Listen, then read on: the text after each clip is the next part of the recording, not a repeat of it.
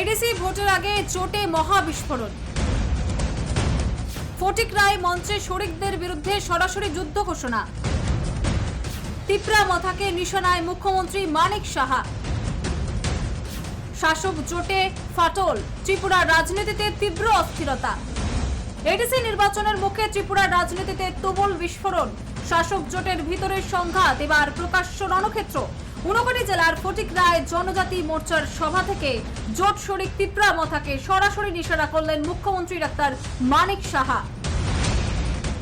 Tipra land কোনো প্রশ্নই নেই, অখণ্ড ত্রিপুরায় আপোষ নয়।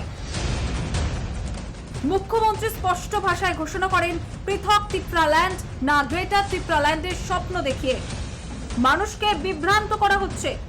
তার কড়া অভিযোগ, তিপ্রা মথা সাম্প্রদায়িক সুর উস্কে দিয়ে রাজনৈতিক ফায়দা তুলতে চাইছে। এমনকি কটাক্ষ করে বলেন, অতীতে যেভাবে কমিউনিস্টরা রাজনীতি করেছে আজ সেই পথেই হাঁটছে তিপ্রা মথা। 30 কোটির হিসাব কোথায়?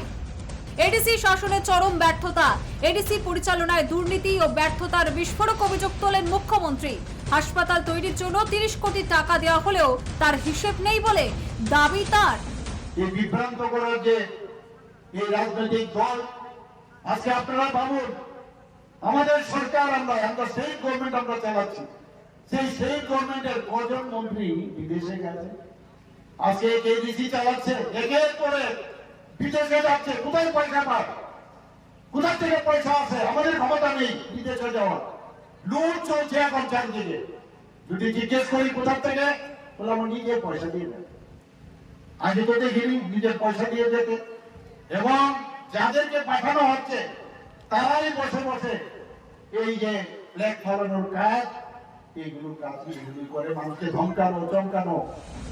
2024, 2025, 2025, 2026 অর্থবর্ষে বিপুল বরাদ্দ সত্ত্বেও উন্নয়নের ছিটে ফোঁটাও নেই, এমনই অভিযোগ তার। তিনি সরাসরি প্রশ্ন তোলেন, সরকারে থেকেও শুধুই ক্ষমতার ভোগ, প্রশাসন চালানোর ন্যূনতম দক্ষতাও নেই। বিদেশ সফরের টাকার উৎস কি? তালিকা তৈরি হচ্ছে, কাউকে ছাড় নয়। মুখ্যমন্ত্রী বিস্ফোরক দাবি করেন, এডিসি শাসনের নামে লুটপাট চলছে। নেতা মন্ত্রীরা দেদার বিদেশ সফর করছেন, আর সেই টাকার উৎস কি?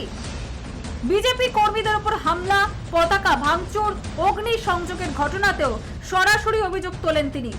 প্রকাশ্য মঞ্চে কড়া হুঁশিয়ারি, সবকিছুর হিসেব রাখা হচ্ছে, কাউকেই ছাড়া হবে না। সাংবাদিক হুমকিতে বিস্ফোরণ। নিজ দলের বিধায়কদেরও কড়া বার্তা। শুধু শরিক দল নয়, নিজের দলকেও ছাড়লেন না মুখ্যমন্ত্রী। সাম্প্রতিক সাংবাদিক হুমকি ইস্যুতে নাম না করেই বিধানসভার উপাধ্যক্ষ রামপ্রসাদ পাল এবং বিধায়ক রঞ্জিত দেববর্মার আচরণ নিয়ে প্রকাশ্যে অসন্তোষ জানান তিনি। চেয়ারের ক্ষমতা দেখিয়ে সাংবাদিকদের হুমকি, স্পষ্ট বার্তা, বরদাস্ত করা হবে না, প্রয়োজনে কড়া ব্যবস্থা নেওয়া হবে। এডিসি ভোটের আগে জোটের ভিতর এই প্রকাশ্য সংঘাত কি বড় রাজনৈতিক ভাঙনের ইঙ্গিত? ফটিক রায় মঞ্চ থেকে দেয় আগুনে বার্তা, ত্রিপুরার রাজনীতিকে কোন দিকে নিয়ে যায় এখন, সেদিকেই নজর। ভোটের আগে জোটে ফাটল নাকি সম্পর্কের শেষ অধ্যায়? ত্রিপুরার থেকে কিশোরঞ্জন হরের রিপোর্ট, নিউজ লাইভ বাংলা।